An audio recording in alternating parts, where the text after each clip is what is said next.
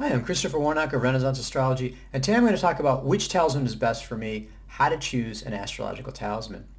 Now, what I'm going to do in this video is talk about my approach, but really we have to recognize right from the get-go that there's no one right approach to this. We've got lots of different ways that you can go, lots of different ways you can approach how to choose an astrological talisman, and again, there's no one right way or one that you have to do. It's not like there's going to be terrible consequences if you choose the wrong one. You really want to just find what resonates for you, what fits with you the best, and that's going to give you the best results. In particular, I want people to look at Renaissance Astrology, which has an incredible range of talismans. I think we have the biggest inventory of astrological talismans of anybody. And feel free to look through those and use them however you feel best, whatever resonates with your path. This is an incredible resource for you, an incredible number of choices to fit with the path that you've chosen. And don't worry about the fact that maybe you have a different approach than I do. Those talismans are definitely available for you to use, and I want you to be able to feel like you can use it as best fits your needs. So when we talk about astrological talismans, it's a tendency to think we're just talking about planetary talismans. But that's far too limiting. As wonderful as planetary talismans are, we have an incredible toolkit. We have great options that expand what we can do and the resources that are available to us. For example, we have fixed star talismans. Hermes on the 15 Fixed Stars is a very famous manuscript of medieval astrological magic, and it lays out all the powers, sigils, images of 15 fixed stars. And those are really cool, really very cutting edge right now. People are really getting excited about fixed star talismans, again, expanding beyond planets. What I'm really excited about now are constellation talismans. Constellations obviously are made up of fixed stars.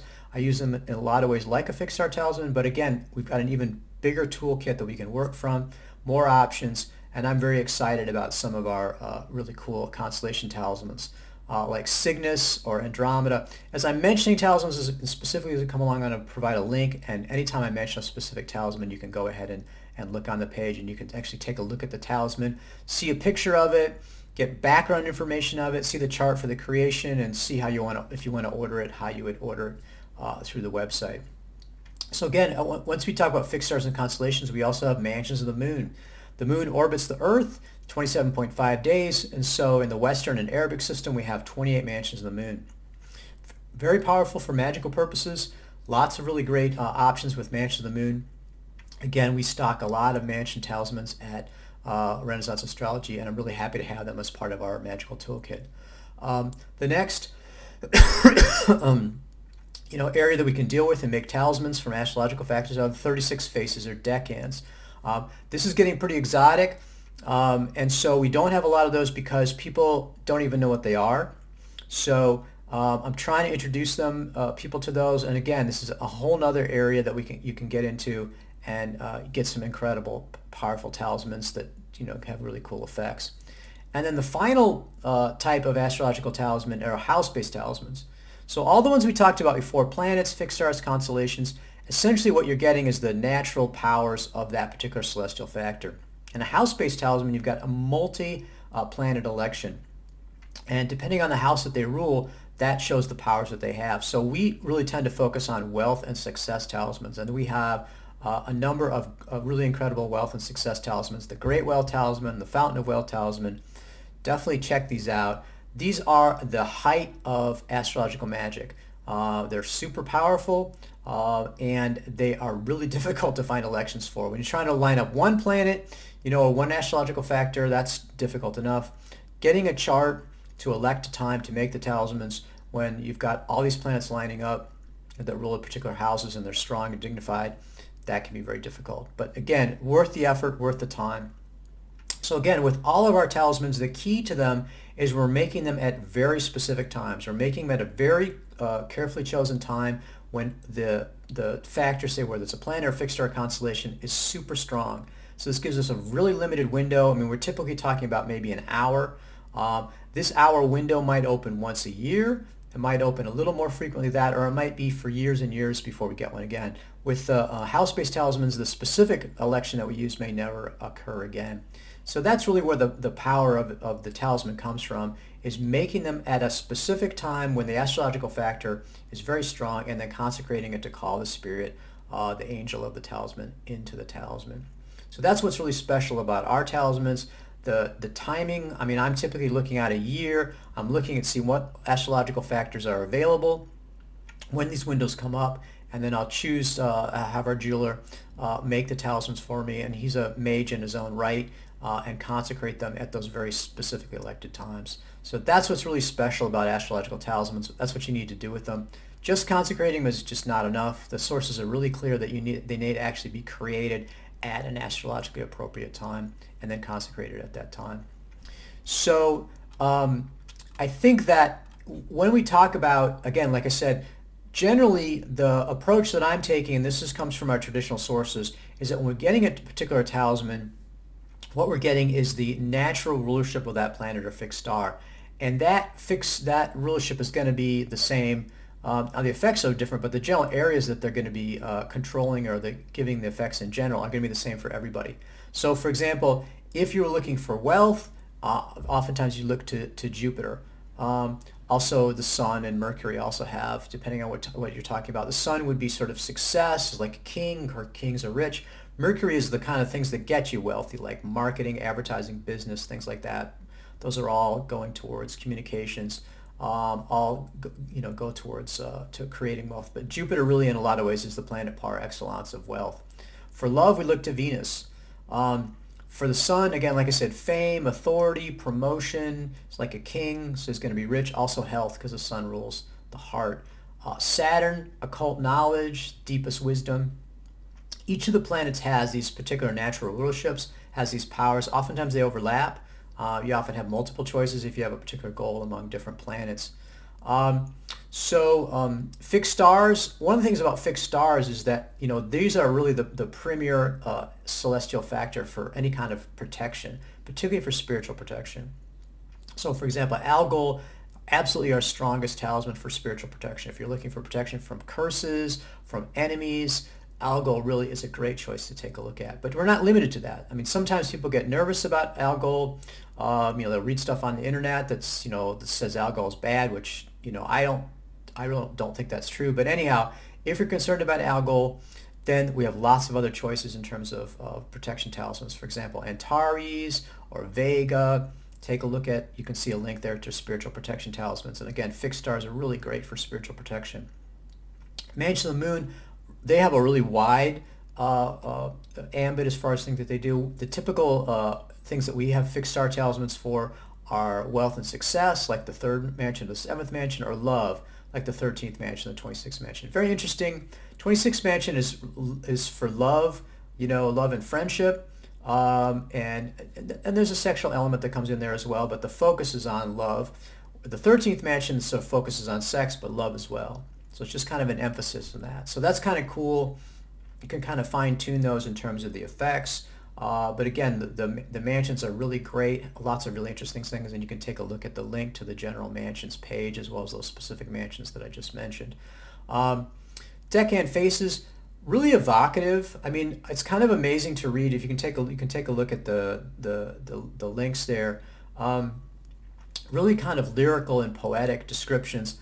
A lot of the mansions are not necessarily ones that you would want to make. They're, for a purpose that's, maybe not positive, so we don't make those. The one that I really like is the first face of Libra. This is a really great talisman for justice for the oppressed. And since I'm an attorney and I do a lot of pro bono work, this is a mansion that I've been really, a face in deckhand that I've been really happy to work with. So lots of different possibilities, an incredible toolkit, in terms of all sorts of different kinds of effects that are possible. Lots of times people will ask me, well, what's going to happen with the talisman? Again, there's no way to predict for any individual person exactly what's going to happen, and it would be nice to be able to do that and say, look at the chart or whatever. I just don't think it's possible to do that. Some people say they can. I mean, that's fine if they want to, if they feel like that. But for me, what I feel like is that you're really kind of taking a leap in the dark. And at the same time, if you take a look at my page, you can see a link there I've got 85 pages of testimonials. I mean, there's no question in my mind that astrological magic works, that astrological magic can be very powerful. It's just not under our control. And part of that comes from the fact that I'm coming from a devotional approach, and I'm trying to build up a strong relationship with the celestial angels. rather than trying to cause a very specific effect. And my experience is that the more specific the effect you're trying to get, the more problematic it is in terms of actually having that come about. I mean, for example, with the Venus talisman, if you're looking for love in general, much easier than saying, okay, I want this specific person to be, come back to me, or I want this specific person as my boyfriend or girlfriend. I think that's very hard to do magically. And so in a lot of ways, it's, magic isn't magic. It's real, it works with a spiritual interconnection of all things. But if you're thinking that you can snap your fingers and for 10 cents of effort get $1 million of result, then you're probably going to be disappointed. If you come into it with an open mind, if you're willing to look into see all the different things that are possible, then you can be very happy with it. So then the question comes about, how do I choose the talisman, from all these different choices? And that can be problematic, particularly Renaissance astrology. Like I said, we've got, over 100 talismans. Which one do I choose? I mean, you've got 5 different Mercury talismans. I want a Mercury talisman. Which one do I choose? So just from the get-go, lots of people say, which one is best? And I'm happy, to do that intuitively. If you want to just ask me which I think is the best talisman for you, I'd be happy to do that. I use my intuition. I don't have any way just pulling it out, astrologically to say this specific talisman's the best one for you. A lot of it is best for what? If you came and said, I want to have the best vacation, the travel agent will say, well, do you want to have an adventure travel? Do you want to just take it easy? Do you want to, do you want to do sightseeing? What's your goals? So that's a really good way of approaching how to choose a talisman, is to look on the areas that you want to work with or the goals that you want to achieve. Now, one thing you want to keep in mind is, because sometimes I'll mention this and people rack off 20 different goals that they want for the talisman. Talismans are typically, astrological talismans are typically going to have 1 or 2 primary areas that they work in. So the more that you have different areas involved in the talisman, the more unlikely that it's going to be to do 5 different things, particularly if they're disparate things. But you can check them out. We do have some unusual talismans that will do multiple things. So for example, Cygnus, I'm really hipped on Cygnus right now. It's a constellation of the Swan. It's good for love, good for riches, good for health, and also for knowledge. So that's really covering a lot of different areas. That's kind of unusual. And I think that's a really cool, that's one of the reasons I'm really excited about the constellation talismans, because they are unusual, they have these extra powers, and I think it's really kind of exciting to do that. So think in terms of the goals. It may be that you're going to have to, if you have multiple goals, you're going to have to get multiple talismans if you want to cover all those areas. But like I said, wealth, sun, Jupiter, and Mercury. Spica, in terms of fixed stars, Aldebaran. Cygnus as a constellation talisman, and then the mansion talisman of the 3rd and 7th mansion. So we have a whole bunch of different talismans for wealth, for love, Venus for the planets, Andromeda and Cygnus as I said, of the fixed stars and constellations, and then the 26th and 13th mansions. Wisdom, that's another really important area. Saturn as a planet, Jupiter. We have special alalim, which are like the Sufi magic talismans that are very specific talismans that are made for wisdom and the deepest esoteric knowledge, both in Jupiter and the Mercury alalim. In a fixed star, we look at the Pleiades for esoteric knowledge, and then in a mansion, the 24th mansion. So again, depending on what your goal is, lots of different ways of coming about that, and lots of different ways of going about that. So when you've got this whole sort of constellation of different choices, you've got lots of, they say 5 different planets, 5 different talismans that fit the goal. How do you narrow that down? Well, what I like to do is to check them against the natal chart. Now, I think using the natal chart is something that's sort of automatic for modern astrology. I mean, most modern astrology is natally based, so it's kind of like, of course you're going to do that. Coming from a medieval Renaissance perspective, it's not automatic. I mean, we have natal astrology, but we also have horary, we have electional. We're not so 100% natally based. But it is, I don't think, illogical to look at the natal chart or to have a natal base. One of our clues for that is Picatrix. And Picatrix says, this is from Book 1, Chapter 5, it's talking about doing, the invocations of the planets. It said, should be noted that the aforesaid workings, so the invocations of the planets, are more certain if the planet is strong in the natal chart of the person who performed the working. So that's basically the guidance that Picatrix is giving us, is saying, look, if you're going to, say, invoke Mercury, and Mercury is strong in your natal chart, you're going to have a stronger result. You already have a strong connection to Mercury, because you can see that Mercury is strong in your chart. So that was kind of the jumping off point I had for my approach. in terms of how I look at talismans. So like I said, what I'm going to do first is to say, well, what is your goal? And then what are the talismans that are useful for achieving that goal? Say for wealth, Jupiter, Sun, Mercury. Then what I do is take those planets that fit the goal, that are the potential choices, and let's just take a look at the natal chart and let's see what your pre-existing relationship is with that planet. And then what I do to do that is to look at just the essential dignity. So I'm not looking at the house placement, I'm not looking at aspects, I'm not looking at basically any factors except essential dignity, which is dignity by sign, exaltation, triplicity, term, and face, and then debility, which is in detriment or fall. And also I do look at retrogradation and combustion. So what I'm doing is looking at those factors and saying, look, if it's strong, you already have a strong relationship with that planet, with that spirit. If it's weak or peregrine, you're not in bad terms with them. And it's again the talisman of that planet. So if the planet is strong in your chart, like Jupiter, I have Jupiter Pisces in my chart. Jupiter talismans are great for me, great choice.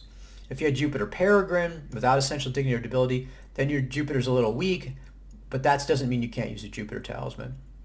Jupiter acts so like your left arm, you're strengthening it by working with Jupiter. If Jupiter's in detriment or fall, so if Jupiter is in Capricorn or is in Gemini or Virgo, then at that point what I say, that's a yellow flag. Now people tend to be like thinking that, okay, if it's afflicted, that's a disaster, we have to run away from it, it's going to have horrible things are going to happen to me, it's going to be really a disaster. That's not my experience. What I would just say is that it's a question mark on it. So we need to do a little further investigation if it's got a question mark. The other thing we can have is if it's combust without dignity or retrograde without dignity. So those are all sort of yellow flags. Now, as I'm going through this, it sounds kind of complicated.